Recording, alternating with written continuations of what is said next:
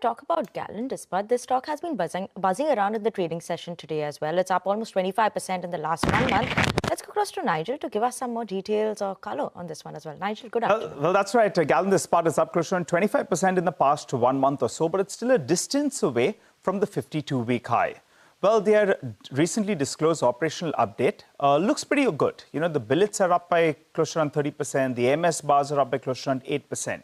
Remember, the company produces pellets, which are converted into sponge iron and then into MS billets, which basically means their end product or their sales will be TMT bars. So that's where the ultimate, selling product is. Even for the year, if you look at it, well, the operational performance is more or less decent. Nothing really to write home about. Capacity utilization levels of around 86%.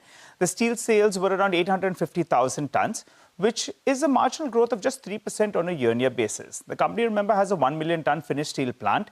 They have captive power and they have close to around 300 crores of land bank. This is as per the presentation that they've given post their Q3 numbers. Now, they have their manufacturing units at Kutch in Gujarat and Gorakhpur in Uttar Pradesh. On the financial side of things, well, the EBITDA has surged very well. In the last few years, if you pull up a chart from around 300 crores odd, it's moved to around 700 crores in FY25. And they have guided for a very strong showing in Q4 FY26. But even taking that into account, the stock is not very cheap, right? When it's doing EBITDA number of around 7 to around 800 crores or thereabouts, for a market capitalization of around 16,000 crores, though it has no debt on its books as per their presentation. Additionally, the promoters hold close to around 70% stake in the company, but it lacks any kind of institutional holding, and that will be the key to track from here on. What are the other triggers you're looking at on ground with regard to the operational performance bettering from here on? Two factors. One is the capacity addition. They have planned the capacity to move their capacity from around 1 million tons to around 1.23 million tons odd.